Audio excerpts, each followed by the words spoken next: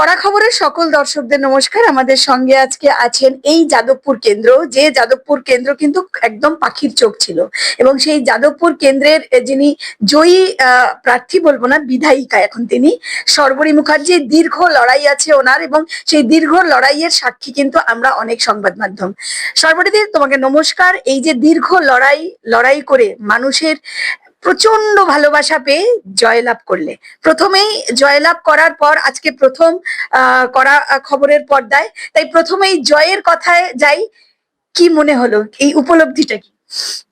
আসলে যেটা বলার সেটা, যাদবপুর যখন নাম ঘোষণা হলো তখন যারা আমার সিনিয়ররা, মানে যারা আমাকে খুব স্নেহ করেন বিভিন্ন স্তরে, মানে সেটা আমার শুধু রাজনৈতিক অভিভাবক তারা শুধু নন, যারা ধর ভালো পরিচালক, সিনিয়র ডিরেক্টর, যারা শিল্পীরা, আমার দলের অভ্যন্তরের প্রচুর বর্ষিয়ার নেতৃত্ব, যারা আমাকে খুব স্নেহ করেন, তারা প্রত্যেকে আমাকে বলল যে ভীষণ কঠিন একটা সিট দিয়ে দিল। তা আমি প্রত্যেককে বলেছিলাম, আপনারা চিন্তা করবেন না, যাদবপুরে আমি দীর্ঘ 10-12 বছর ধরে নিয়মিত রাজনীতি করেছি। আমি যাদবপুরের মাটিকে আমি চিনি, যাদবপুরের মানুষের সঙ্গে, সে কোন রাজনৈতিক দলের আমি দেখব না, যাদবপুরের মানুষ, নানান স্তরের, নানান শ্রেণীর, নানান বর্গের মানুষ, তাদের সঙ্গে আমার ব্যক্তিগত সম্পর্ক আছে। আমি চায়ের দোকানে চা খাই নানান মানুষের সাথে, আমি মর্নিং ওয়াকারদের সঙ্গে সকালবেলা আড্ডা মারি, আমি সন্ধেবেলা আমার যে থিয়েটার, এই যে যেখানে বসে আছো, এটা আমার দল ঘর, নয়াবাদ তিতাস আমাদের থিয়েটার দল, তার দল ঘর 103 নম্বর ওয়ার্ডে এটা। ফলে এখানে আমার নিয়মিত থিয়েটার চর্চা। তো এই এই এই যাদবপুরের 103 নম্বর ওয়ার্ডে আমার পাশেই রয়েছে কাবেরী রায়, এই ওয়ার্ডের সম্পাদিকা।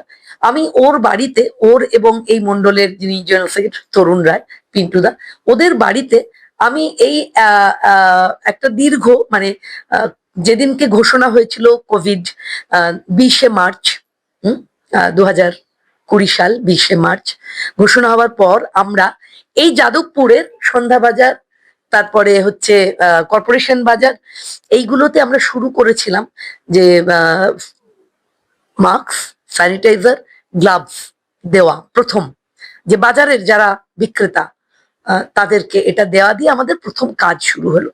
তারপরে আমরা কাঁচা খাবার পৌঁছতাম।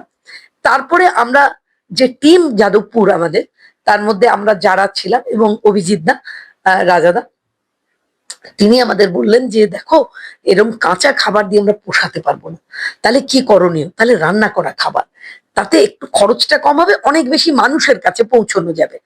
তখন আমরা টিম যাদবপুর, সেই থেকেই আমার টিম যাদবপুর, মানে আজকে বিধায়িকা হয়ে টিম যাদবপুর বলছি না, বা টিকিট পাওয়ার পরে টিম যাদবপুর বলিনি, টিম যাদবপুর এই কথাটা আমরা কোভিডের সময় থেকে, টিম যাদবপুর, আমরাই রান্না করতাম, আমরাই সকালবেলা উঠে বাজার করতাম, আমরাই রান্না করতাম, আমরাই প্যাকেজ করতাম, আমরাই বাড়ি বাড়ি পৌঁছে দিতাম। আমার একটা, মানে একটা 10টা ওয়ার্ডে যাদবপুরের আমার, মানে এই যে কি কাজ করেছে আমার সমস্ত কার্যকর্তারা, কি কাজ করেছেন তারা, সে বলার নয়। এবং কোভিডের সময় প্রাণকে তুচ্ছ করে তারা এই কাজ করেছেন, মানে যেন একটা, আমরা যেন এটাকে এক মিশন হিসেবে নিয়ে নিয়েছিলাম। এবং এই জন্যও কিন্তু করিনি কাজটা যে 21 সালে আমাকে টিকিট পেতে হবে, এই জন্যও করিনি। 2021-এ আমি প্রার্থী ছিলাম না যাদবপুরে। 2021-এ আমি যে যে বিধায়ককে জেতানোর জন্য কাজ করেছিলাম, যাদের জন্য পরিশ্রম করেছিলাম, তার মধ্যে একজনের জন্য পরিশ্রম করেছিলাম, যিনি আজ রাজ্যের সভাপতি, রাজারহাট গোপালপুরে। আমরা নিয়মিত গিয়ে সেখানে কাজ করতাম। সেই সময় যারা মন্ডলের দায়িত্বে ছিলেন, সেই সময় যারা বিভিন্ন বিধানসভার নির্বাচনী কমিটিতে ছিলেন, তারা বলেছিলেন, এবং শ্রমিকদাও চেয়েছিলেন আমি সেখানে গিয়ে কাজ করি। তো ফলে ভোটের নিরিখে কিন্তু কাজটা হয়নি যাদবপুরে। এই 2026-এ যখন বাড়ি বাড়ি, পাড়ায় পাড়ায়, গলিতে গলিতে গেলাম, তখন দেখলাম মানুষ কিন্তু সেটা ভোলেনি, এবং অবাক হয়ে গেলাম যে যারা আমার মাতৃতুল্য, তারা আঁচল দিয়ে ঘাম মুছিয়ে দিলেন, নুন চিনির জল করে খাওয়ালেন, এবং আমাকে বকতে লাগলেন, বিনা ছাতায় বেরিয়েছো কেন, কেমন? তো এই যে ভালোবাসাটা, এই যে আবেগটা যাদবপুরের মানুষের কাছে পেলাম, এবং গলিতে গলিতে, পাড়ায় পাড়ায় গিয়ে বললাম যে মায়েদের সমর্থন চাই। এটা আমাদের মায়েদের লড়াই। কেন? তার কারণ গোটা যাদবপুর জুড়ে তথা পশ্চিমবঙ্গ জুড়ে ছেলেপুলেরা চলে যাচ্ছে ভিন রাজ্যে। আমরা মায়েরা একলা। একটা মা বা বাবা কি চান? তার বয়সকালে, তার প্রৌঢ়ত্বের দিনে ছেলে মেয়েটা কাছে থাক, আর তো কিছু চায় না। তখন তো সেই খিদেটাও থাকে না যে রোজ খেতে ইচ্ছে করবে, ভালো ভালো শাড়ি পরতে ইচ্ছে করবে, তাও তো না। কিন্তু শুধু কি চাওয়া থাকে একটা বাবা মায়ের? ছেলে মেয়েটা আমাদের কাছে থাকবে। আমার প্রেশারের ওষুধ, আমার সুগারের ওষুধটা আমার ছেলে মেয়েরা কিনে আনুক। আমার ছেলে মেয়েরা বাইরে যাবার সময়তে, ও মা, ও বাবা, তোমার প্রেসক্রিপশনটা দাও, তার ব্যাগে সে নিয়ে যাক। এছাড়া কিচ্ছু চাওয়ার থাকে না। তাই আমি যাদবপুরের প্রতিটি মাকে বলেছিলাম যে সেই পরিবেশ আবার ফিরুক, সেই পরিস্থিতি ফিরুক, ছেলে মেয়েগুলো আমাদের কোলের কাছে থাক, বাইরে যাতে যেতে না হয়। পশ্চিমবঙ্গে ভারতীয় জনতা পার্টি সরকার গড়লে পরে আমরা কাজের ব্যবস্থা হবে, রাজ্য জুড়ে ইনফ্রাস্ট্রাকচার তৈরি হবে, যাতে আমাদের ছেলে মেয়েদের ভিন রাজ্যে যেতে না হয়। মায়েরা সমর্থন করুন, এবং বিশ্বাস করো মায়েরা ঢেলে ভোট দিয়েছে। এবং এখানে আর একটা বিষয়, শুধুমাত্র এই ছেলেরা চলে যাচ্ছে, সন্তান চলে যাচ্ছে তা নয়, একটা সুরক্ষিত মেয়েদের হ্যাঁ, সুরক্ষার নিশ্চয়ই। ব্যাপারটাও 100 বার বারবার আমাকে বারবার, তুমি ভাবতে পারবে না, ভোটের দিন আমি সকাল 6:30 থেকে যখন লাইনে লাইনে বিভিন্ন বুথে বুথে ঘুরছি, মেয়েরা হাতে ধরে, দিদি সুরক্ষার কথা বলেছো কিন্তু, একদম। সুরক্ষার কথা বলেছো কিন্তু। তার মানে অলরেডি মানুষ ডিসাইড করে নিয়েছিল যে এবার তারা বিজেপিকে ভোট দেবে। মেয়েরা, মানে আমি যে কি আদর পেয়েছি আমার বোনেদের কাছ থেকে, আমার দিদিদের কাছ থেকে, আমার মাতৃতুল্য যারা তাদের কাছ থেকে, আমি যে কি আদর পেয়েছি, আমি যে কি সমর্থন পেয়েছি, মানে তোমার চ্যানেলের হয়ে আমি যাদবপুরবাসী প্রতিটি পরিবারের কাছে আমি ঋণী, আমি কৃতজ্ঞ। আমি আপনাদের কাছে কথা দিচ্ছি, যে অঙ্গীকার আমি করেছি তা আমি অক্ষরে অক্ষরে পালন করব। এবং আরেকটাও কথা বলবো, প্রার্থী ছিলাম ভারতীয় জনতা পার্টির, বিধায়িকা আমি যাদবপুরের। তাই যারা আমায় ভোট দিয়েছেন, যে 49% মানুষ, 1,06,992 জন আমাকে ভোট দিয়েছেন, 28,000 ভোটে আমার লিড। তাই এই মানুষগুলো যারা ভোট দিলেন আমি যেমন তাদেরও, যারা ভোট দিলেন না আমি তাদেরও। তাই আমার কাজের নিরিখ হবে এমন যে 2031-এ আমার এই প্রাপ্ত ভোটের সংখ্যাটা ডবল হয়ে যায়, যাতে যারা ভোট দেননি তারাও ভালোবেসে আমাকে ভোট দেন। তারাও চান যে হ্যাঁ, ঘরের এই মেয়েটাই থাকবে, যে আমাদের ঘর আগলালো, যে আমাদের সন্তানদের আমাদের বুকে ফিরিয়ে দিল, যে আমাদের মেয়েদের নিরাপত্তা দিল, আমাদের ছেলেগুলো চাকরি দিল। যাদবপুর জুড়ে জলের অভাব। আমি গত 4 দিন ধরে আমার টিম, আমরা শুরু করে দিয়েছি বিভিন্ন প্রশাসনিক মিটিং, এবং আমরা বিভিন্ন হাসপাতালে, বিভিন্ন জায়গায় যাচ্ছি, বিভিন্ন কর্পোরেশনে যাচ্ছি, বড় অফিসে যাচ্ছি। আমরা ইরিগেশন ডিপার্টমেন্টের সঙ্গে কথা বলেছি, কারণ খুব শিগগিরই বর্ষা আসছে। যাদবপুরে খালের একটা বড় ভূমিকা, ফলে জল জমা এবং জলের পাস করা। কারণ গত 15 বছর ধরে যাদবপুরের যারা কাউন্সিলর, তাদের দলীয় অর্থনীতি এবং নিজস্ব অর্থনীতি শুধু বৃদ্ধি পেয়েছে। শুধু এক একজন কাউন্সিলরের টাকার পরিমাণ, এক একজন কাউন্সিলরের বাড়িতে সুইমিং পুল, ভাবতে পারা যায় একটা কাউন্সিলর কত টাকা মাইনে পান, হিসেব মতন কত টাকা মাইনে পান। সমস্ত অন্যায়ের হিসেব হবে, সমস্ত পাপের হিসেব হবে, সমস্ত পাপের। তাই যাদবপুরের মানুষের কাছে আমার, মানে আমার অশেষ কৃতজ্ঞতা। আপনারা যে দায়িত্ব আমায় দিয়েছেন, আপনারা ভরসা রাখুন, আস্থা রাখুন। আপনাদের শুভ কামনা, আপনাদের আশীর্বাদ, আমি আমার প্রতিটা অঙ্গীকার পালন করব। সর্বরিদি এই যাদবপুর নিয়ে যাব।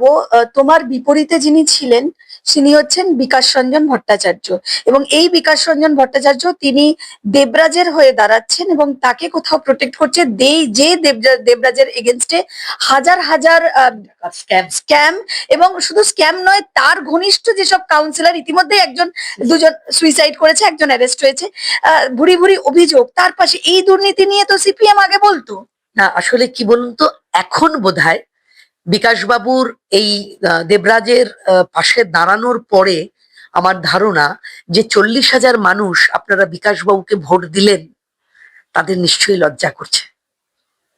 নিশ্চয়ই, নিশ্চয়ই আপনাদের মনে হচ্ছে যে জিনিসটা ঠিক হয়নি। তার কারণ দেখুন, 2019 সাল থেকে 26 সাল বিকাশবাবু যাদবপুরের জন্য কিচ্ছু করেননি, কিচ্ছু না। সেটা যাদবপুরের যারা বাম সমর্থক কর্মী পরিবার তারা জানেন। এবং এই যে দেবরাজের হয়ে মানে একজন এমন মানুষ যে বিধায়িকার স্বামী, যার কোটি টাকার স্ক্যাম, যার জন্যে কাউন্সিলররা আজকে এই পরিস্থিতিতে, এবং এটা আরো হবে। আপনারা চিন্তা করবেন না, পাপ ছাড়ে না বাপকে। আজকে আমরা দেখছিলাম জাভেদ খানের অফিস মানে ভাঙা হচ্ছে, কেমন পাপ ছাড়ে না বাপকে। এবং আমাদের মাননীয় মুখ্যমন্ত্রী, তিনি একদম আমার দেশের যশস্বী প্রধানমন্ত্রীর নীতিতে বিশ্বাসী, না খাউঙ্গা না খানে দুঙ্গা। এবং আমার রাজ্যের সভাপতি মাননীয় শ্রমিক ভট্টাচার্য 4 তারিখ থেকে যে কথা বলতে শুরু করেছেন যে আমরা পার্টি উইথ ডিফারেন্স, আমরা বিজেপি আমাদের আচরণের মধ্যে দিয়ে মানুষের কাছে এই বার্তা দেব যে আমরা তৃণমূলের এই অত্যাচার, এই অপশাসন, এই প্রাতিষ্ঠানিক দুর্নীতি, এই সিন্ডিকেট, এই সন্ত্রাস, এই কাটমানি, তার থেকে মানুষকে রক্ষা করবার জন্য আমরা প্রতিশ্রুতিবদ্ধ, আমরা প্রতিজ্ঞাবদ্ধ। তাই বারবার তিনি বলেছেন, রাতের অন্ধকারে 4 ঘন্টার বিজেপি হয়ে ওঠা তৃণমূলদের যে তাণ্ডব আমরা গোটা প্রত্যেকটা বিধানসভায় দেখেছি, তাদেরকে আমরা চিহ্নিত করে রেখেছি। তাদের বিষয়ে আমরা কঠিনতম পদক্ষেপ নিচ্ছি এবং আগামী দিনে আরো নেব। যে কথা আমার রাজ্য সভাপতি আমাদের বার্তা দিয়েছেন, আমাদের দলীয় শৃঙ্খলা, দলীয় নীতি, দলীয় নৈতিকতা এবং দলের গায়ে এতটুকু কালিমা যারা লাগাচ্ছেন, তারা তৈরি থাকুন, বড় রকম শাস্তির জন্য তৈরি থাকুন। সুতরাং আমি জানি যে এই যে পরিস্থিতি, এই পরিস্থিতির থেকে কারুর মুক্তি নেই। এবং আমরা আমাদের একদিকে মুখ্যমন্ত্রী তার বার্তা, একদিকে রাজ্যের সভাপতি, অর্থাৎ শাসন এবং সংগঠন, এই দুজনের যে বার্তা আমরা পেয়েছি বিধায়িকা হিসেবে, সেই বার্তাকে সামনে নিয়ে নতুন যাদবপুর গড়ে তোলবার জন্য আমি অঙ্গীকারবদ্ধ। সর্বপ্রতি এখানেই যাব। তুমি শ্রমিক ভট্টাচার্যের কথা বললেন, যিনি সভাপতি, তিনি যে বার্তা দিয়েছেন এবং মুখ্যমন্ত্রীও বার্তা দিয়েছেন। বিষয়টা হচ্ছে তিনি সম্প্রতি আরেকটি কথাও বলেছেন যে যেমন একদম 4 তারিখের পর যারা হঠাৎ বিজেপি হয়ে গেছে তাদের যেরকম দলে নেওয়া হবে না, কিন্তু তিনি বলছেন তৃণমূলে অনেক ভালো মানুষও আছে, দল সেটা পরে, এই মুহূর্তে নয়, পরে সেটা বিবেচনা করে দেখবে, যারা একদম ভদ্র মানুষ, যাদের কোনো দুর্নীতির ছাপ নেই, দল সেটা পরে বিবেচনা করে দেখবে যে তাদের নেওয়া হবে কি না হবে না। যদি পরবর্তীকালে তাদের নেওয়াও হয়, সেই জায়গায় দাঁড়িয়েও কি একটা বিভ্রান্ত হবে না?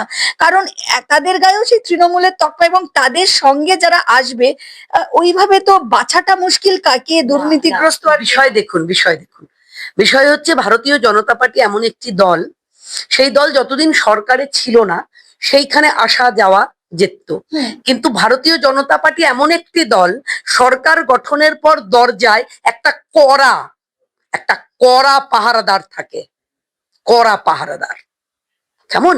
সুতরাং তখন কিন্তু ভারতীয় জনতা পার্টির অন্য রূপ। এবং আপনি 21টা রাজ্যে যে বিজেপি সরকার চলছে, আপনি সেখানে দেখবেন, সেখানেও কিন্তু এই রকম ভাবেই সুন্দর করে প্রশাসন, সংগঠন এবং শাসন, এই 3টে ত্রিভুজের উপর নির্ভর করে সরকার চলে। তাই আপনি 21টা রাজ্যে নির্বাচন হয়, 21টা রাজ্য চলে, 21টা রাজ্য আত্মনির্ভর হয়ে চলে, 21টা রাজ্য তার ডেভেলপমেন্টের উপর দাঁড়িয়ে চলে। আমাদের পশ্চিমবঙ্গ এটা দেখবে। দ্বিতীয় কথা হচ্ছে আরেকটা যেটা আমার বলার, সেটা হচ্ছে দেখুন, যেমন কিনা তৃণমূলের নিশ্চয়ই এমন মানুষজনও তো আছেন যারা সিপিএম এর মার খেয়ে ল্যাম্পপোস্টে পতাকা বেঁধেছিল, যারা নীরব হয়ে গেল, যারা মমতা সরকারের এই দুর্নীতি, এই অপশাসনের বাইরে চলে গেল, যারা শুধু মাথা নিচু করে রইল। তার কারণ বেঁচে থাকার জন্যে তৃণমূল এমন একটা জায়গা তৈরি করেছিল, আপনি যদি তৃণমূল না হন তাহলে আপনার পেটে ভাত নেই, আপনার কাজ নেই, আপনার রুটি রুজি নেই। আপনি যদি তৃণমূল না হন তাহলে আপনার সাইকেলটা চলবে না, আপনার রিক্সাটাকে বন্ধ করে দেয়া হবে, আপনার অটোটার রুট ক্যান্সেল হবে, আপনার টোটোটাকে ভেঙে দেয়া হবে, আপনার দোকানের দরজায় তালা মেরে দেয়া হবে। এটা তো করেছে তৃণমূল। দীর্ঘ 15 বছর ধরে এই অপশাসনই তো চলেছে। ফলে মানুষ তার সংসার প্রতিপালনের জন্য, এমন অনেক মানুষ নীরবে থেকেছে, তারা মাথা তুলে দাঁড়াতে পারেনি। সুতরাং সবাইকে এক নিরিখে ভাবলে চলবে না।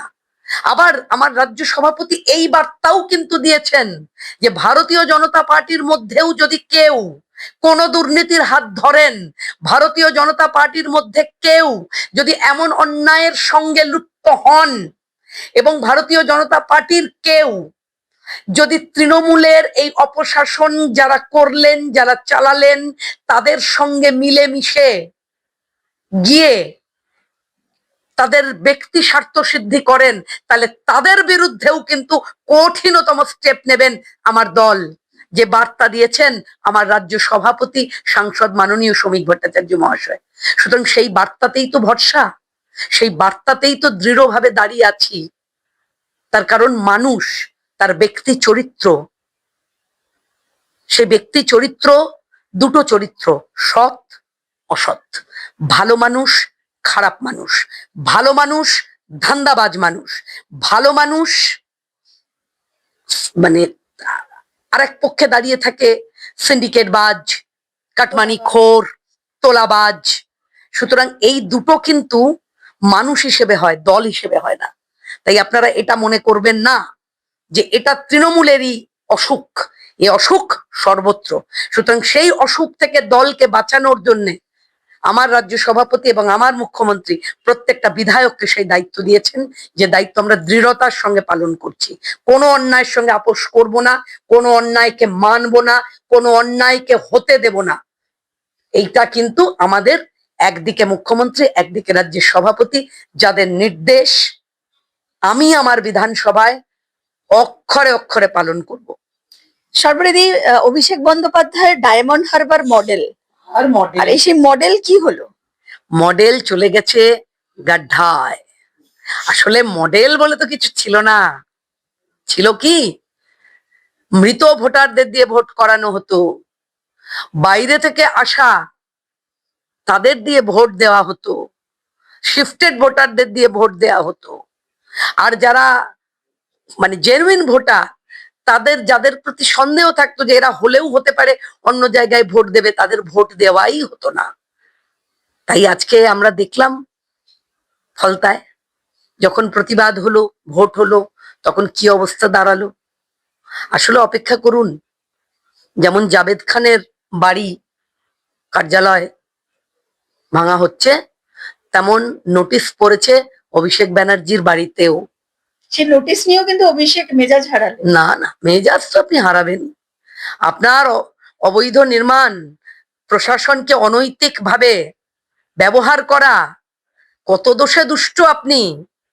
হোক, আমি আবার যে কথা দিয়ে শুরু করেছিলাম, পাপ ছাড়ে না বাপকে, প্রত্যেকটা পাপের হিসেব হবে। কিন্তু পুষ্পা তো বলেছিল ঝুঁকেগা নেহি, ফলতায় তো খুঁজেই পাওয়া গেল।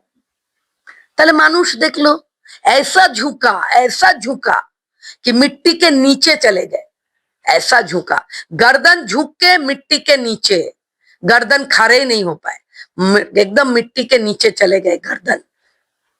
তো সব ডায়লগের আর কোনো দরকার নেই। বাংলার মানুষ, জনতা জনার্দন, আপনাদের কাছে কৃতজ্ঞতার অন্ত নেই। হিন্দু বাঙালির শেষ লড়াই ছিল, অস্তিত্বের লড়াই ছিল। আপনাদের জন্য সনাতন ধর্মের জয় হয়েছে, আপনাদের জন্য হিন্দুত্বের জয় হয়েছে। আপনাদের কাছে আমরা চিরকৃতজ্ঞ। আমাদের ছেলে মেয়েগুলো বেঁচে গেল, আমাদের পরবর্তী প্রজন্মের কাছে আমরা দায়বদ্ধ ছিলাম, আমাদের পরবর্তী প্রজন্ম বেঁচে গেল। তাই জনতা জনার্দনের কাছে আপনাদের চ্যানেলের মধ্যে দিয়ে আমি আমার প্রণাম জানাই।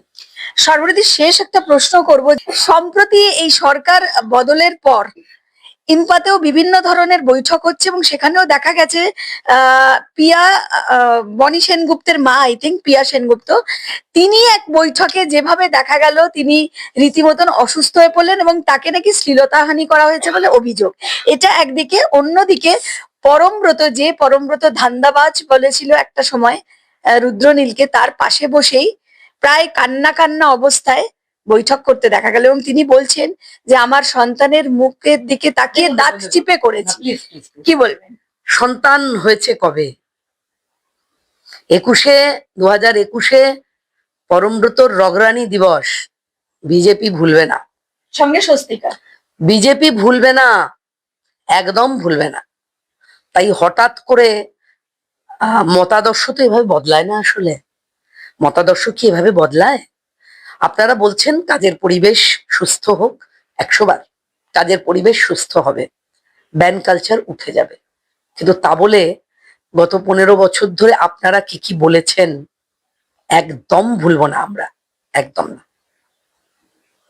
কিন্তু এই যে বিষয়টা, এই যে যেভাবে পিয়া সেনগুপ্ত দাবি করছেন ওনাকে নাকি শ্লীলতাহানি করা হয়েছে, কি বলবেন? এবং বাইরে থেকে নাকি বিজেপি লোক ঢুকিয়ে দিয়েছে। দেখুন, আমি ওনার ব্যাপারে কোনো কথাই বলবো না, তার কারণ ওনারা এরকম নানাবিধ কথাবার্তা, আচার আচরণ ওনারা চেষ্টা করছেন, এসব চেষ্টায় কোনো লাভ নেই। মন্ত্রক ডিসাইড হোক, কালচারাল মিনিস্ট্রি ফর্ম করুক, এবং তার আন্ডারে যখন সঠিকভাবে কাজ শুরু হবে তখন সেই বিষয়গুলো নিয়ে আমরা কাজ করব। আর একটাই কথা বলবো, যে একজন শিল্পী হয়ে 5 বছর আমার রুটি রুজি বন্ধ ছিল। আমি যেহেতু ওই মাঝামাঝিটা দাঁড়াতে পারি না, মানে কিছুটা বিজেপি কিছুটা তৃণমূল, এটা আমি পারি না, তাই কোথাও কোনো কাজ পাইনি। 5 বছর ধরে কাজ ছিল না। প্রচন্ড ভাবে আমার যারা দর্শক তারা জিজ্ঞেস করতেন রাস্তাঘাটে, আমি যেহেতু একদম মাটির সঙ্গে মিশে যাই, আপনারা দেখেছেন আমায়, অটোতে যাই, মেট্রোতে যাই, বাসে উঠতে হয়নি, কিন্তু অটোতে তো নিয়মিত যাতায়াত করি, এবং বাইকে। আমার সমস্ত কার্যকর্তারা জানে দিদি বাইকে করেই মুভমেন্ট করে, ফলে কোথাও এখান থেকে ওখানে যেতে হবে, একজন কার্যকর্তা নামিয়ে দিল, আরেকজন কার্যকর্তা নিয়ে চলে গেল, তারা অভ্যস্ত এটাতে। ফলে প্রচুর মানুষ আমাকে দেখা হলে বলতো, দিদি তোমাকে দেখতে পাচ্ছি না, আপনি আমাদের খুব পছন্দের শিল্পী, আপনার অভিনয় খুব ভালো লাগে, দেখতে পাচ্ছি না। এখন তাদের বলতাম যে ভাই কি করব, কাজ না পেলে কি করব। তো যে কষ্ট আমি পেয়েছি, যে অপমান আমি সহ্য করেছি, যে যন্ত্রণা আমরা যারা শিল্পী, আমাদের মানে আমার হতো, আমার প্রথমে তো বুঝতে পারিনি এভাবে বন্ধ করে দেবে। ওডিকলনের গন্ধটাকে মিস করতাম, যে লাইট মুখে পড়তো মিস করতাম, অ্যাকশন কাট এই শব্দগুলো মিস করতাম। তারপরে আস্তে আস্তে বুঝতে পারলাম যে ওরা আমাকে ঢুকতে দেবে না। তখন মনে হয়েছিল আমার পুরো সময়টা আমার দলকে দেব, এবং এই পুরো সময় দলকে দিয়ে এমন একটা কাজ আমি করব যাতে আমার মতন কষ্ট আর কোন শিল্পীকে পেতে না হয়। এবং এখন তো অনেকে মুখ খুলেছেন, অনেকে কথা বলছেন, অনেকে বলছেন, তাই আপনারা নিশ্চিন্ত থাকুন, আপনি শিল্পী, আপনি কলাকুশলী, এটাই হবে আপনার পরিচয়। আপনি যখন থিয়েটারের মঞ্চে ঢুকবেন, আপনি যখন থিয়েটার হলে ঢুকবেন, তখন আপনার পরিচয় আপনি ডিরেক্টর, বা আপনি মেকআপ আর্টিস্ট, বা আপনি আলোক শিল্পী, আপনি আবহ শিল্পী, এটাই আপনার পরিচয় হবে। এটা হবে না যে আপনি কোন দল সমর্থন করেন। কারণ আমার একটা থিয়েটার দল যেখানে বসে আছেন আপনারা, নয়াবাদ তিতাস, সেই দলকে দিনের পর দিন সরকারি হল দেওয়া হয়নি, বছরের পর বছর সরকারি হল আমরা পাইনি, যার জন্য যে কাজটা আমরা মাসে, আমাদের প্রত্যেক মাসে আমাদের শো করার কথা, কি মাসে 2টো শো করার কথা, সেটা আমরা করতে পারিনি, কারণ আমাদের বেসরকারি হল ভাড়া করে করতে হয়েছে। এবং যখন জিজ্ঞেস করেছেন আমাদের নাট্য দলের গুরু নাট্যকার, তিনি যখন বিভিন্ন ভাবে সরকারি হল পাচ্ছি না কেন প্রশ্ন তুলেছেন, তাকে বলা হয়েছে যে না, মানে কি করা যাবে, এখানে এসো। কেমন তো এরকম হয়েছে। তো আমরা চাই না, আমরা চাই এমন একটা পরিবেশ, থিয়েটারের কাজ থিয়েটারের লোক করবে, থিয়েটারের কমিটিতে থিয়েটারের মানুষ থাকবেন, রাজনৈতিক দলের লোকেরা, নেতারা সেখানে কোনো বরফাট্টাইগিরি করবে না। যে কথা আমাদের রাজ্য সভাপতিও বলেছেন, থিয়েটারের কমিটিতে থিয়েটারের মানুষ থাকবেন, যেখানে থিয়েটারের কল্যাণ হবে, থিয়েটারের মঙ্গল হবে, হলগুলোর পরিচর্যা হবে। আরেকটু হল যদি বাড়ানো যায়, যেখানে আরো অনেক বেশি থিয়েটারের পারফরমেন্স হতে পারে। আমাদের স্টুডিওগুলো, তাতে একজন শিল্পী যে যে স্টুডিওর মধ্যে ঢুকলো, তার পরিচয় সে একজন শিল্পী, সে একজন ডিওপি, সে একজন প্রোডাকশন বয়, সে একজন মেকআপ আর্টিস্ট, সে একজন হেয়ার ড্রেসার। এইগুলো হবে তাদের পরিচয়। তারা কে কোন দলকে সমর্থন করেন এটা তার পরিচয় হবে না। এই কাজ বিজেপি করবে না।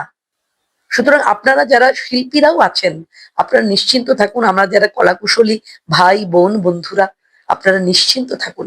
ভারতীয় জনতা পার্টির সরকার প্রতিষ্ঠা হয়েছে সুশাসনের জন্য। তাই আমরা এই সমাজকে নতুন করে গড়ে তুলবো, এটাই আপনাদের কাছে অঙ্গীকারবদ্ধ। অসংখ্য ধন্যবাদ সর্বরিদি, খুব ব্যস্ততার মধ্যে সময় দিলেন। অসংখ্য ধন্যবাদ দর্শক বন্ধুদের যারা এতক্ষণ অনুষ্ঠানটি শুনছিলেন।